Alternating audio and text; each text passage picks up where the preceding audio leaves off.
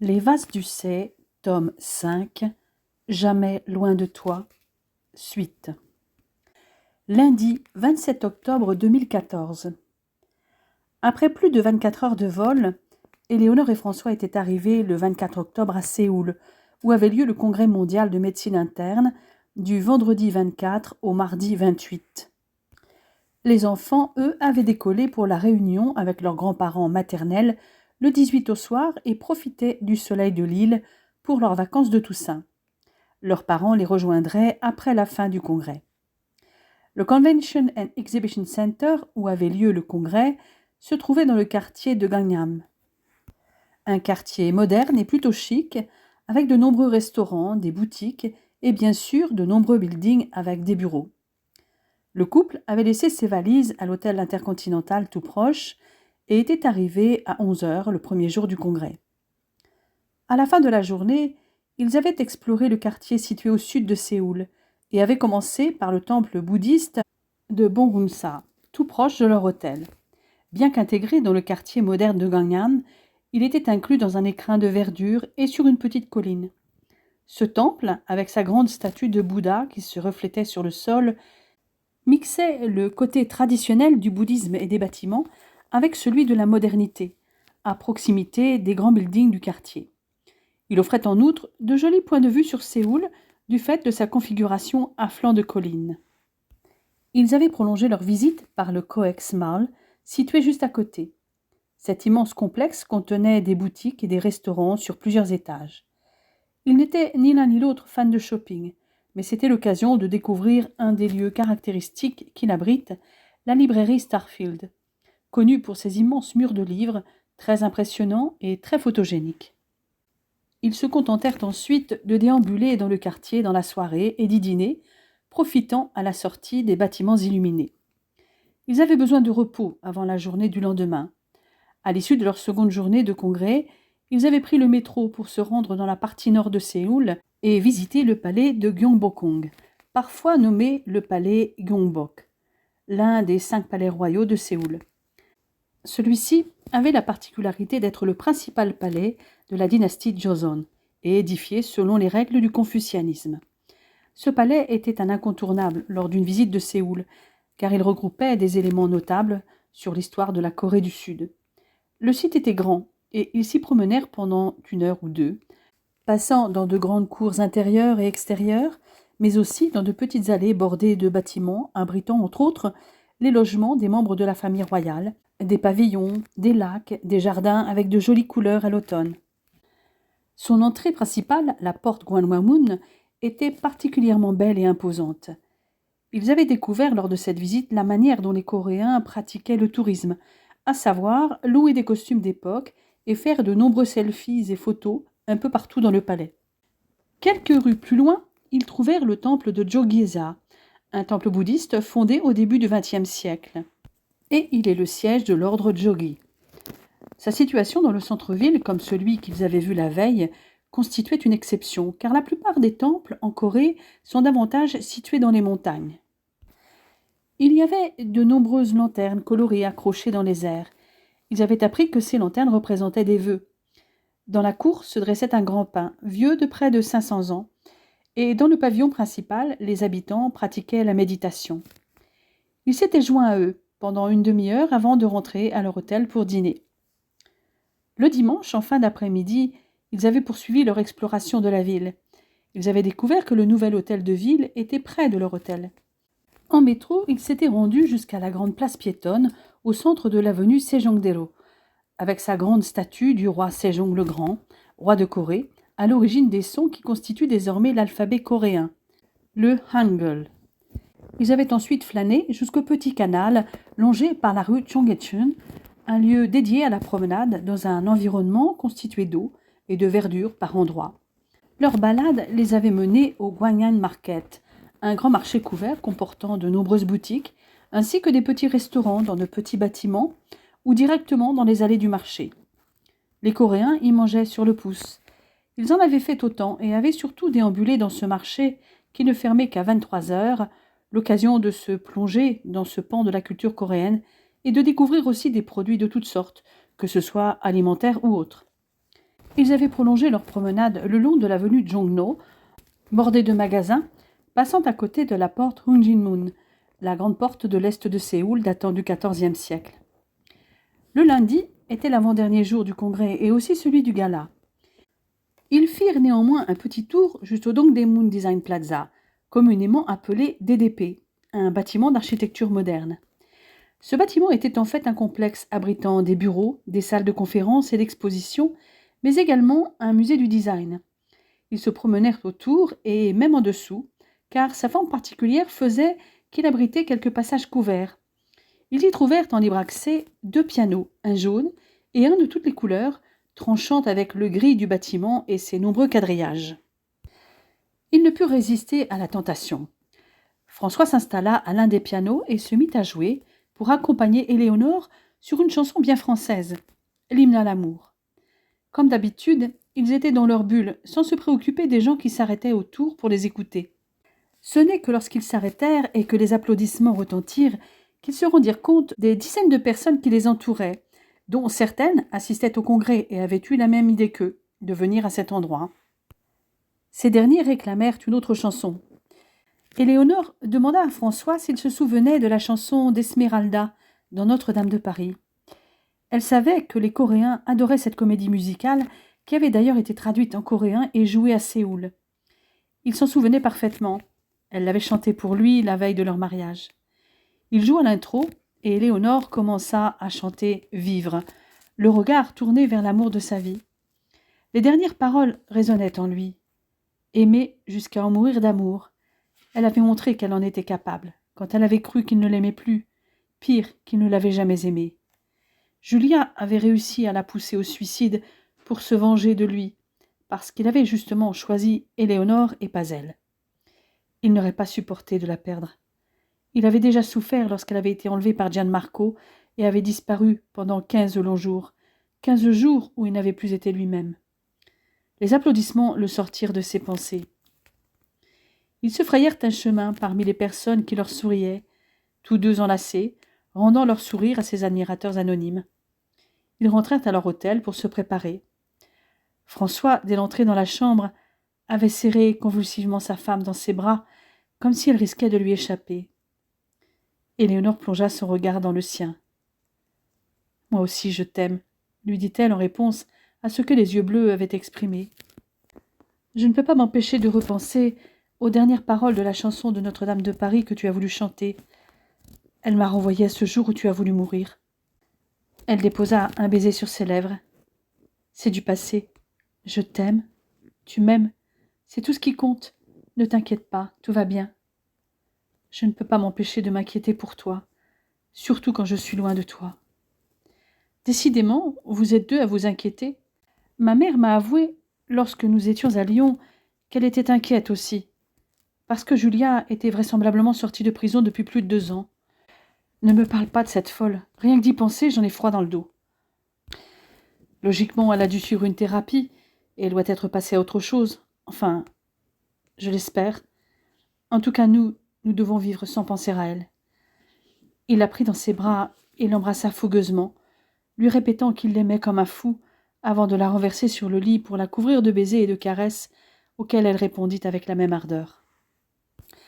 Toute la semaine, François et Éléonore étaient arrivés main dans la main, toujours élégants, lui dans des costumes italiens de bonne coupe et elle, toujours magnifique, qu'elle soit en jean et chemisier, en robe ou en tailleur.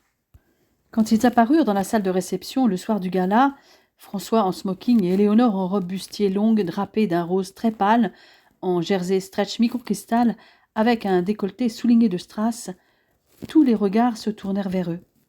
Le professeur Vasse tenait sa femme étroitement enlacée. Beaucoup les connaissaient maintenant à force de les côtoyer, surtout les Européens et les Américains.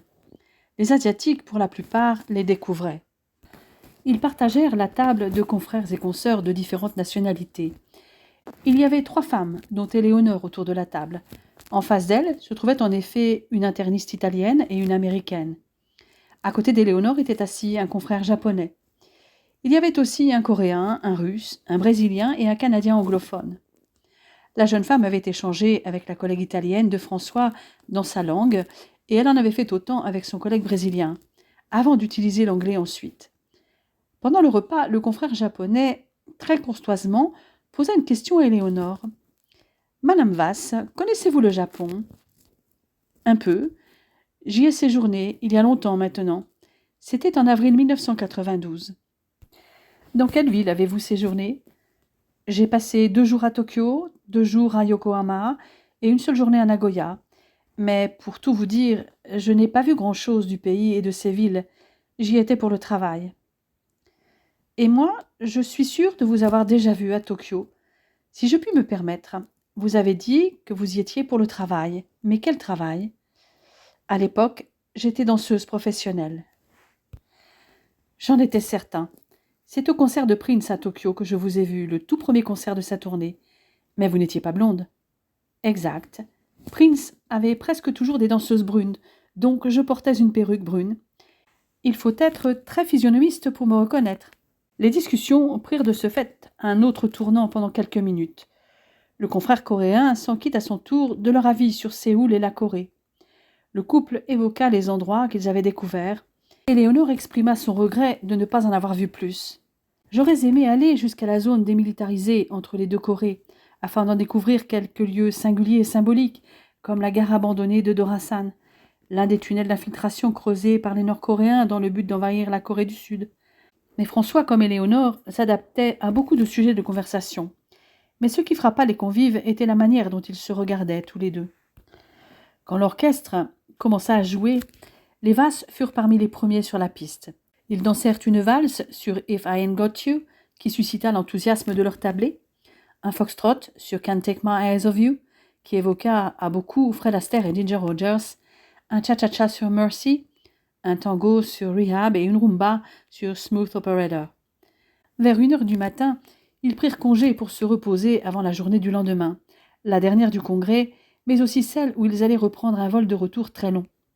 Ils voulaient dormir, mais aussi profiter d'un peu d'intimité, car ils n'en auraient pas l'occasion pendant un moment qui pouvait paraître court à certains, mais qui, à eux, leur paraissait interminable. Jeudi 30 octobre 2014. L'avion d'Éléonore et François avait décollé à 22h50 de l'aéroport Incheon de Séoul et avait fait escale à Amsterdam le lendemain matin de 6h55 à 7h55 avant de repartir vers Roissy. Leur vol pour Saint-Denis de la Réunion ne décollait qu'à 18h25. Ils avaient donc réservé une chambre d'hôtel à proximité pour se reposer en attendant leur vol final. C'était l'occasion de prendre une bonne douche et de se détendre. Et leur manière de se détendre était de faire l'amour. Toutefois, ils dormirent quelques heures entre 2 séances de détente. Leur avion atterrit à Saint-Denis à 7h25. Les parents d'Éléonore et les enfants étaient déjà à La Réunion depuis le 19 octobre et avaient déjà arpenté l'île. Jacques attendait le couple et les emmena à Saint-Leu où se trouvait leur hôtel. Cet hôtel, où Éléonore avait déjà séjourné avec ses parents lorsqu'elle était adolescente, proposait un hectare de jardins tropicaux, des bungalows climatisés avec une varangue et même une kitchenette entièrement équipée. Sa piscine extérieure, avec sa terrasse meublée de tables et de chaises en bois, avait une splendide vue sur la baie de Saint-Leu. Le restaurant sur place offrait une vue panoramique sur l'océan Indien et le bar aménagé au bord de la piscine servait des cocktails délicieux. Éléonore en gardait un excellent souvenir et voulait faire découvrir cette île qu'elle aimait autant que la Corse à son François, en espérant qu'il l'aimerait autant qu'elle. « Mon amour, tu vas voir, les paysages sont à couper le souffle, que ce soit les cirques, les lagons, la plaine des sables, le Piton. Et puis, les gens sont adorables. La population est très métissée et d'une tolérance incroyable. Dans l'île, le brassage ethnique est unique au monde. Elle ne s'appelle pas La Réunion pour rien. Déjà, j'ai adoré l'hymne réunionnais dans l'avion à l'atterrissage. Je me suis aperçu que je comprenais le créole à l'occasion, lui répondit-il avec un baiser. Eh bien justement, cette chanson, Petite fleur aimée, a été rebaptisée Tifleur fanée par les Réunionnais qui se la sont appropriée. Elle était chantée à la fois par les oreilles, les malgaches, les cafres, les malbars, les arabes, les chinois, etc., et dans les familles. Elle représente tout à fait la cohésion entre les différents peuples de l'île. Celui qui l'a créée, Georges Fourcade, l'avait écrite pour son examen d'admission à la Société des auteurs-éditeurs et compositeurs de musique en 1930. Il y avait un thème obligatoire. Vous trouvez au fond d'un vieux coffret ou un vieux livre des petites fleurs fanées, en même temps qu'une mèche de cheveux, Qu'est-ce que cela vous inspire? Il devait composer 3 couplets avec ou sans refrain. C'est comme ça qu'il a écrit Petite fleur aimée. Jacques venait d'emprunter la route du littoral, une section de la nationale 1 reliant Saint-Denis à la Possession. Mon père m'a raconté que les travaux de terrassement ont été réalisés par l'artillerie de la marine nationale française lors d'exercices militaires, dit Jacques. J'avais 19 ans à l'époque et j'étais en prépa scientifique avant de me présenter au concours central Supélec pour entrer à l'école navale. Les destroyers mouillaient au large de la côte. La route a été inaugurée en 1963. Avant, seul le chemin de fer de la Réunion franchissait la falaise. Les automobiles devaient emprunter la route de la montagne. Rapidement, cette route en corniche est devenue l'axe le plus emprunté de l'île. Mais il y a souvent des chutes de pierre. La falaise est géologiquement instable, donc de très gros blocs rocheux tombent régulièrement, particulièrement après un épisode pluvieux. Elle devrait être remplacée en 2020 par la nouvelle route du littoral. Pas très rassurant, dit François. En ce moment, le temps est assez sec, précisa son beau-père. C'est juste la fin de l'hiver austral. Après une petite heure de route, ils arrivèrent à l'hôtel. François et Éléonore retrouvèrent avec joie leurs enfants, qui avaient des tas de choses à leur raconter. Depuis 11 jours, Lisa et Alex avaient sillonné l'île avec leurs grands-parents la plupart du temps en voiture. Mais ils avaient pu faire de la randonnée avec des personnes de l'âge de leurs parents, qui avaient des enfants de leur âge. Jacques avait en effet un ami retraité de la Marine nationale, comme lui, qui habitait Saint-Joseph, dont le fils était venu passer les vacances de la Toussaint avec son épouse, sa fille et son fils. La famille avait prévu des randonnées dans l'île et avait proposé d'emmener Lisa et Alex. Les 2 ados avaient été ravis d'avoir des camarades de leur âge et de randonner dans les cirques de Mafat, Salazie et Sillaos, ainsi qu'au Piton de la Fournaise. Le couple avait profité de cette halte à l'hôtel pour revêtir une tenue plus adaptée au climat. Pantalon léger et chemisette pour lui, et petite robe portefeuille bleu drapée pour elle. Bien que fatigués, François et Éléonore avaient accompagné Laurence, Jacques et les enfants jusqu'au souffleur de Saint-Leu, où ils restèrent un bon moment. En effet, une baleine à bosse avait fait son apparition, une des dernières car c'était la fin de la période de reproduction. Celle-ci était accompagnée de son baleineau. Un navire de centre de plongée la suivait à distance. Après avoir suivi les acrobaties du cétacé, ils étaient revenus vers Saint-Leu pour une balade dans la petite ville. Ils commencèrent par la rue principale qui abritait notamment des monuments historiques comme l'hôtel de ville construit en pierre de basalte avec sur la place la stèle rendant hommage aux esclaves qui s'y étaient révoltés en 1811. Dans cet édifice, datant de l'époque de la Compagnie des Indes, étaient autrefois entreposés entre autres des épices et du café. En remontant la rue du Général Lambert, après l'église Sainte-Rufine, ils firent une halte au marché couvert artisanal, où les artisans exposaient leurs créations, parmi lesquelles un confectionneur d'instruments de musique traditionnels. Ils terminèrent leur tour des monuments historiques de Saint-Leu par l'hôtel de la Poste, situé sur le front de mer, et autrefois l'ancienne gare ferroviaire de la ville, vestige d'une voie ferrée qui reliait Saint-Benoît à Saint-Pierre. Les enfants n'avaient qu'une seule envie, se jeter à l'eau, et la plage surveillée du centre-ville de Saint-Leu était le lieu idéal pour se baigner en toute sécurité. Le lagon, protégé par sa barrière de corail, le sable fin, tous les ingrédients étaient là pour passer un bon moment. Les enfants s'en donnèrent à cœur joie dans l'eau, explorant les coraux en palmes, masques et tubas, pendant que leurs grands-parents se reposaient sous leur parasol en les surveillant. Éléonore et François poursuivirent leur flânerie sur la promenade aménagée, se laissant porter jusqu'au bout de la digue du port et profitèrent du joli point de vue sur Saint-Leu. Ils paraissèrent un long moment enlacés, regardant les pêcheurs, avant de rejoindre le reste de la famille pour aller déjeuner dans un des restaurants du front de mer. Ils remontèrent en voiture en début d'après-midi pour se rendre à Saint-Gilles. Jacques avait réservé pour le couple et ses enfants un survol de l'île en hélicoptère. Ce fut un moment d'émotion et de sensations fortes, avec la découverte des endroits les plus reculés des cirques, comme la cascade du Trou de Fer, seulement visible du ciel. Le moment le plus fort fut sans doute le survol du Piton de la Fournaise et celui du col de Taïbi entre le cirque de Sillaos et celui de Mafat. Ils avaient enchaîné avec une visite du jardin d'Éden et ses centaines d'espèces de plantes médicinales, tinctoriales, alimentaires, odoriférantes, mais aussi aphrodisiaques, sacrées ou encore maléfiques. À l'évocation des plantes aphrodisiaques, François avait pris sa femme dans ses bras. Voilà le genre de plante dont je n'aurais jamais besoin avec toi, lui murmura-t-il. Tu es la plus belle plante que je connaisse et l'aphrodisiaque le plus puissant. Les enfants, eux, étaient très occupés à repérer les endormis, le nom donné par les créoles aux caméléons, souvent bien cachés dans la végétation. Alex finit par en repérer un, content d'avoir battu sa sœur à ce petit jeu. Il était plus facile de voir les margouillas, les geckos de la Réunion, présents dans toutes les maisons ou extérieures, car souvent à la recherche de la présence des hommes. En effet, ces petits reptiles se nourrissaient principalement d'insectes, mais ne dédaignaient pas grignoter les fruits ou friandises laissés hors des placards le soir venu. Les enfants s'amusaient de les entendre se plaindre par leurs claquements et gloussements du gosier. La journée s'acheva pour Éléonore et François par une balade sur la plage, à 500 mètres en contrebas de l'hôtel, pour voir le coucher du soleil serrés l'un contre l'autre. Avant de dîner, ils étaient allés faire quelques longueurs dans la piscine près du bar. Le serveur et les clients avaient regardé bouche bée arriver les deux amoureux, main dans la main, et inconscients de l'effet qu'ils faisaient l'un et l'autre.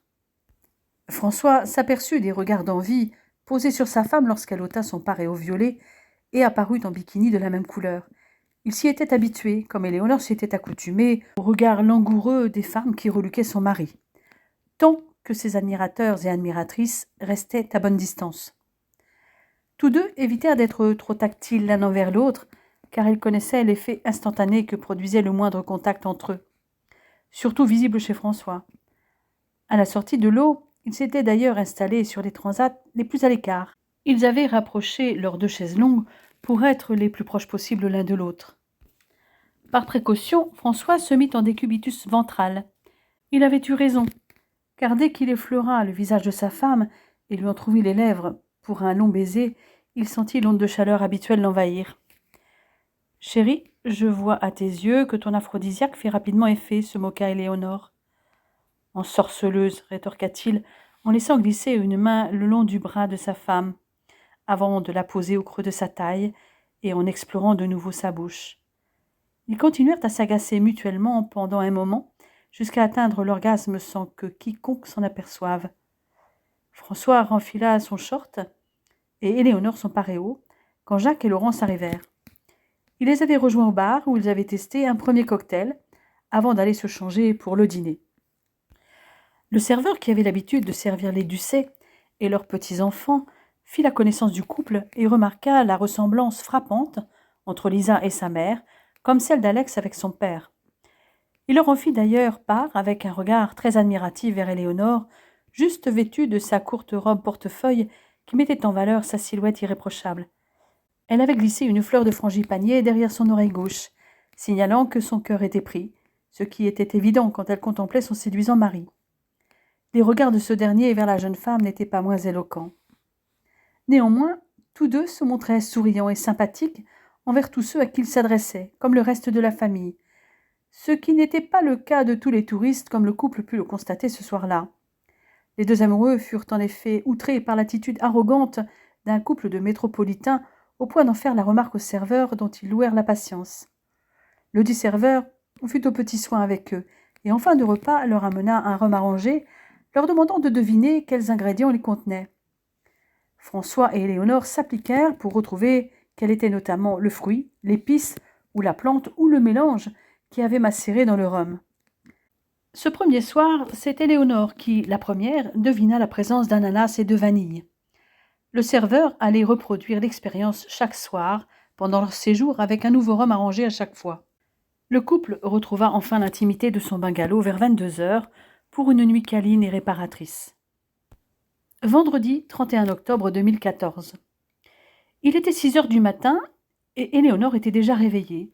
Elle se leva sans bruit, enfila un maillot de bain une pièce vert plus couvrant que celui de la veille, prit son tapis de yoga de voyage et un drap de bain et se rendit au bord de la piscine. L'endroit était encore désert à cette heure, mais il faisait déjà 22 degrés. Elle pratiqua ses asanas habituels pendant près de 3/4 d'heure. Le personnel qui arrivait petit à petit pour prendre son service fut étonné de voir cette jeune femme dans des postures acrobatiques. Elle enchaîna avec un peu de méditation. C'est à ce moment que François vint la rejoindre. Il s'installa juste à côté d'elle pour méditer. Et tous deux firent ensuite quelques longueurs avant de retourner à leur bungalow, se doucher et s'habiller pour le petit déjeuner. Éléonore voulait monter au Maïdo avant d'aller au marché de Saint-Paul. Vers 7h30, toute la famille monta en voiture. La route menant au Maïdo était en soi déjà un enchantement. En remontant la route forestière des Tamarins de Saint-Paul, ils traversèrent de nombreux petits villages typiquement créoles, à l'image de Petite France, et ce qui surprit plus François, un endroit nommé la Petite Savoie. Ils sentirent les effluves des géraniums qui se dégageaient des distilleries présentes le long de la route. En poursuivant leur chemin vers le balcon sur le cirque de Mafat, ils aperçurent les kiosques aménagés dans les forêts des Hauts-de-l'Île, où les nombreuses familles réunionnaises venaient pique-niquer le week-end. Après environ 40 minutes de montée, ils atteignirent le Piton Maïdo, le troisième plus haut sommet de l'île, à 2200 mètres d'altitude, et son belvédère où un parking était aménagé. Le Maïdo était l'un des seuls points de vue sur Mafat accessibles en voiture, et donc un des sites touristiques les plus visités de la Réunion, surplombant le cirque de 1000 mètres. C'était aussi une porte d'entrée sur Mafat, puisqu'un sentier permettait de rejoindre notamment l'îlet de la Roche-Plate. Ils eurent de la chance, car il n'y avait pas encore un seul nuage. Ils purent donc jouir de l'une des plus belles vues sur le cœur de la Réunion. De Roche-Plate jusqu'à la Nouvelle, du Piton Cabri au Piton des Neiges, ils purent saisir de nouveau tout le caractère vertigineux du cirque de Mafat, comme ils l'avaient fait en hélicoptère. « Si on s'arrêtait chez Doudou pour prendre un café vanille, dit Éléonore, on se rejoint là-bas » ? Bonne idée, répondit Jacques. Il redescendit en voiture avec Laurence jusqu'au petit parking de la Buvette, 2 minutes plus bas, pendant que François, Éléonore et les enfants y allaient à pied. Le débonnaire Doudou lui-même les accueillit avec gentillesse et bienveillance. Il avait également un restaurant très prisé à Petite-France. Le groupe s'arrêta d'ailleurs ensuite dans ce village, 6 kilomètres plus bas, à 1600 mètres d'altitude, à la distillerie du Maïdo, où François eut l'explication de la Petite Savoie quand il vit l'enseigne de l'établissement. La distillerie du Maïdo, chez Nanou le Savoyard. La famille Favre avait repris la distillerie en 1999. Le patriarche Daniel Favre, le fameux Nanou, originaire de Chambéry, était arrivé à La Réunion en 1984, où il avait d'abord dirigé une conserverie à l'Éperon. En altitude, il avait retrouvé ses racines montagnardes, le calme, la nature, des températures plus fraîches et le travail de la terre. Lors de la visite, François fut de nouveau interpellé par la présence dans la boutique de flacons d'aphrodisiaques.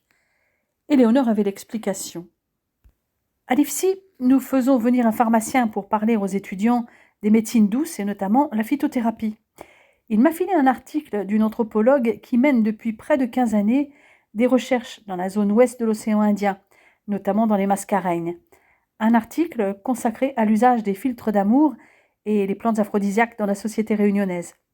Je dois l'avoir dans mes dossiers sur mon smartphone si ça t'intéresse.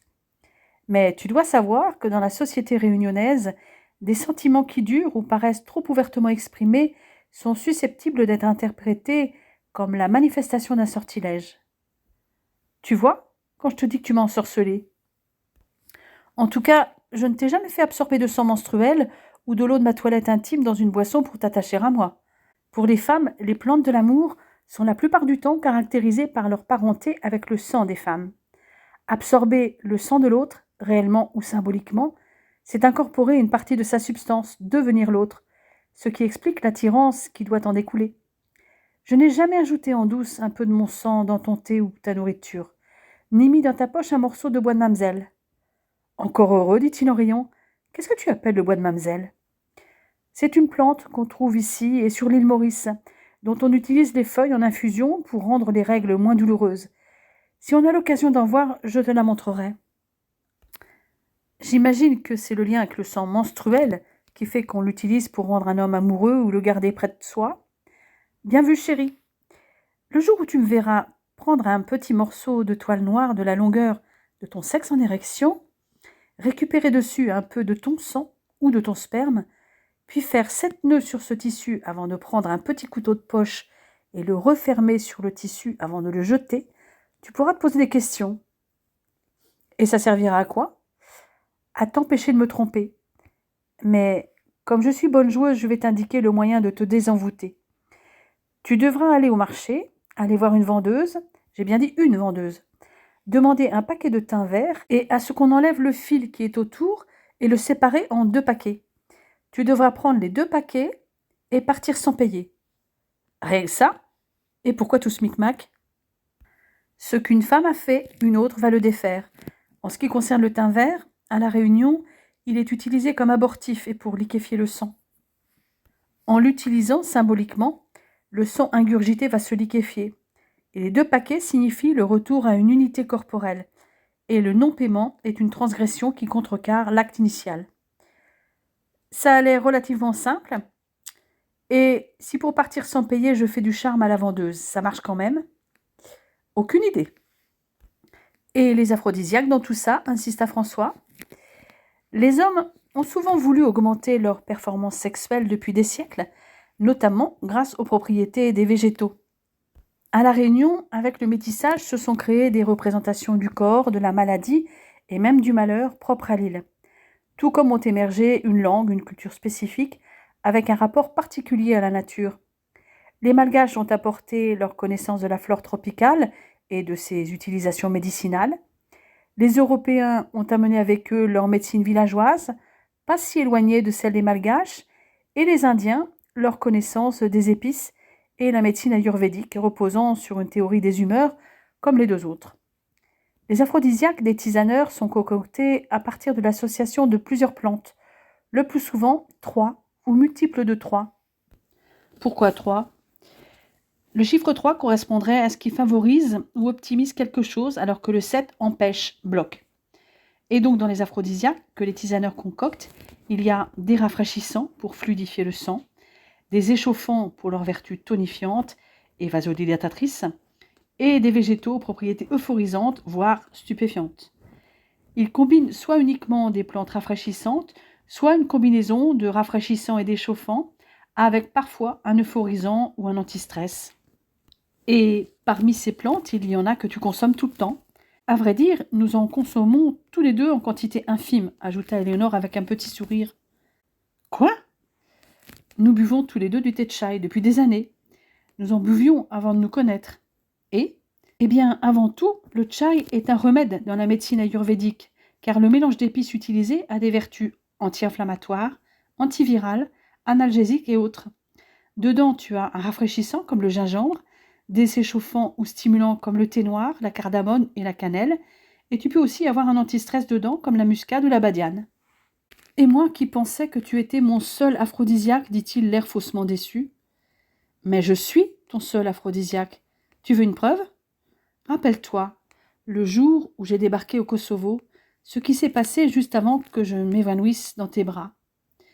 Tu avais, comme d'habitude, bu du thé de chai toute la journée. Le visage de François s'illumina. Il se rappelait exactement ce qui s'était passé ce jour-là. Julia, qui avait essayé de l'exciter sans succès, puis sa surprise de voir arriver Éléonore épuisée et qu'il avait désirée dès qu'il l'avait tenue dans ses bras. Je m'en rappelle comme si c'était hier. Dès que tu t'étais réveillée, mon désir était si violent que je t'ai sauté dessus. Tu es vraiment la seule au monde qui éveille mon désir, mon seul aphrodisiaque. Et tu es le mien, et il est très, très puissant, rétorqua-t-elle en l'étreignant. Ils arrivèrent sur le front de mer de Saint-Paul où se tenait le marché, un des plus grands et des plus beaux de l'île avec celui de Saint-Pierre, vers 11 heures. Ils déambulèrent parmi les étals de fruits exotiques, de légumes, de fleurs colorées et d'épices parfumées. L'accent chantant des Réunionnais incitait en particulier Éléonore à s'arrêter à chaque stand pour découvrir dans leur incroyable culture gastronomique ce qu'elle ignorait encore. Elle en connaissait déjà un certain nombre, et François avait déjà pu déguster ses samoussas au poulet, aux légumes ou au fromage, ses bouchons, son rougail saucisse, son gratin de chouchou et son gâteau de patates douces. Mais comme en Italie, elle cherchait toujours de nouvelles recettes avec des ingrédients qu'elle pourrait retrouver en métropole. Il y avait aussi sur ce marché de l'artisanat, des vêtements et des bijoux que les touristes ramenaient souvent comme souvenir de leurs vacances dans l'océan Indien. De nombreux stands proposaient même de déguster les spécialités créoles. Et Éléonore ne s'en priva pas puisqu'elle acheta un assortiment de samoussas et des bouchons, ainsi que du gâteau de patates douces. Et sur un étal de fruits et légumes, elle acheta une grosse barquette d'ananas Victoria découpée et une avec de l'ananas, de la mangue et de la papaye. Ils allèrent tous s'installer sur une des tables de pique-nique du front de mer pour déguster ce qu'elle avait acheté. Après ce repas improvisé, ils paraissèrent un peu sur la pelouse à proximité de la plage de sable volcanique. Pourquoi la baignade est-elle interdite ici questionna Alex. Parce que les vagues sont très puissantes et les requins affamés. Si tu te trempais ne serait-ce que jusqu'à mi-cuisse, ton espérance de vie ne dépasserait pas les 30 secondes, lui répondit sa mère très sérieusement. À ce point, dit François. Ici, ce ne sont pas les gentils requins à pointe noire de Polynésie. La baignade, c'est uniquement dans les lagons et les zones aménagées. Il y a 5 espèces de requins considérées comme dangereuses pour l'homme, et elles sont toutes présentes à La Réunion, notamment les requins tigres et les requins bulldogs sont dangereux. Tu verras sur certaines plages des panneaux « Danger requin ». Rassurant. La majorité des attaques ont lieu en hiver, l'après-midi et au crépuscule. Depuis 2011, il y en a eu 16, dont 5 mortelles. Il n'y en a eu qu'une cette année, et non mortelle. Et ces attaques sont en fait de la faute de l'homme. Avec la surpêche, les requins peinent à trouver leur nourriture et ils se rabattent sur des proies faciles. Nous. Tu as raison, mon amour, c'est à nous de faire attention. Et pour me baigner, je vais privilégier la piscine. Laissant Jacques et Laurence poursuivre leur sieste, Éléonore et François allèrent avec les enfants jusqu'au débarcadère qui servait autrefois à faire accoster les marchandises. Le panorama sur toute la baie de Saint-Paul y était magnifique. Après cette courte balade, ils retournèrent à leur voiture de location pour se rendre jusqu'au cimetière marin à la sortie de la ville en direction de Saint-Gilles. Dans ce cimetière, l'un des plus anciens de l'île, situé très près de l'océan, ils eurent l'impression d'être ramenés au temps des pirates, tellement l'atmosphère était particulière. Les sépultures de riches familles réunionnaises, de pirates ou de naufragés s'y côtoyaient. Parmi elles se trouvait celle du célèbre et redouté Forban la Buse, dont le supposé trésor n'avait pas été retrouvé, ou celle des poètes Eugène Daillot et le comte de Lille. C'était un endroit paisible, chargé d'histoire et même mystérieux, avec ses palmiers gardant la mémoire des ancêtres. Ils traversèrent ensuite la route pour découvrir la grotte des premiers Français, probablement le berceau du peuplement de l'île, car elle aurait servi de refuge aux premiers marins lorsqu'ils débarquèrent en 1646. Ils firent ensuite une halte au cap Laousset, un des plus beaux points de vue de l'île, inratable puisque situé au bord de la route. Les pêcheurs à la ligne y côtoyaient les plongeurs débutants et confirmés, attirés par la vie sous-marine dense, abritée par le récif corallien et ses poissons emblématiques, comme les idoles des morts, ses poissons-chats, ses tortues et ses bancs de juvéniles. 2 épaves, la barge et le Sea Venture, y reposaient pour l'éternité, dans le fond de l'océan Indien. En revanche, ils n'eurent pas la chance d'y voir de baleines à bosse et leurs petits. Leur halte suivante les mena dans les Hauts de Saint-Paul, pour découvrir le musée de Villèle. Situé dans le petit quartier du même nom, ce domaine de près de 10 hectares avait appartenu à une riche famille réunionnaise et tout, ou presque, était resté tel quel depuis le temps de l'esclavagisme sombrement lié à cette demeure. Sur la route du retour, ils s'arrêtèrent sur la plage de Bouc-en-Canot, qui offrait une zone de baignade un peu plus profonde que celle du lagon. François et Éléonore voulaient partager encore un bon moment avec leurs enfants en faisant avec eux du snorkeling dans les eaux bleues turquoises, parmi les coraux et les nombreux poissons exotiques de la zone. Toute la famille rentra à l'hôtel au moment où le soleil déclinait. Éléonore et François s'isolèrent un long moment dans leur bungalow pour une douche à 2, avant de rejoindre Laurence et Jacques pour un cocktail au bar avant le dîner. Samedi 1er novembre 2014. Le soir, Laurence, Jacques et les enfants repartaient pour la métropole. Les vacances scolaires se terminaient. Éléonore et François allaient, eux, profiter encore du séjour qu'ils s'étaient offert pour leurs 15 ans de mariage. Ils avaient encore une journée à passer tous ensemble, et la commencèrent par le Conservatoire botanique national de Mascarin, à 10 minutes de l'hôtel, et situé dans une vigie aménagée au XIXe siècle par le marquis d'Armand de Châteauvieux, ingénieur français et spécialiste de l'industrie sucrière, qui l'avait racheté avec les terres avoisinantes pour y établir un domaine agricole, où il produisait diverses cultures, comme la canne à sucre, le maïs, l'oignon, le thé, le coton, ainsi qu'une cidrerie. Il était aussi un passionné de botanique et avait introduit sur sa propriété de nombreuses espèces comme le jacaranda, l'araucaria et l'eucalyptus. Les terrains et la maison avaient été rachetés à la fin des années 80 par le département pour en faire le conservatoire botanique. La famille visita le rez-de-chaussée de la demeure principale avec son mobilier d'époque et le jardin botanique avec ses 4000 plantes sur plus de 8 hectares, avec notamment ses caféiers, ses bambous, le verger créole, la collection de plantes endémiques de l'île, les succulentes, les palmiers, les orchidées, les fougères, ainsi que les plantes longtemps, telles que canne à sucre, tabac, épices et géranium. Ils continuèrent avec l'observatoire des tortues, Kélonia, à la plus grande joie des enfants. Cet endroit était un lieu de sensibilisation à l'environnement sur le thème des tortues marines, avec ses bassins d'eau de mer, ses locaux pédagogiques et scientifiques, son centre de soins et un musée sur les nombreux usages des écailles de tortues qui avaient perduré jusqu'au début du XXe siècle. Pour déjeuner, ils se rendirent dans un des restaurants du bord de mer, puis se dirigèrent vers Saint-Denis dès le début de l'après-midi. Ils laissèrent la voiture sur un parking proche du Barachois, le quartier le plus au nord de la ville. Le Barachois, aménagé en lieu de promenade sur le front de mer, était au départ un point d'embarquement et de débarquement de marchandises et de voyageurs. Cette zone était très animée avec le casino, des aires de jeu pour les enfants, le boulodrome et la piscine, ainsi que de nombreux food trucks et autres restaurants où goûtaient les nombreuses et merveilleuses spécialités réunionnaises. Mais ils s'intéressèrent plus à la vue sur l'océan et aux canons pointant vers la mer, installés pour prévenir d'une attaque anglaise à l'époque de la conquête des Indes.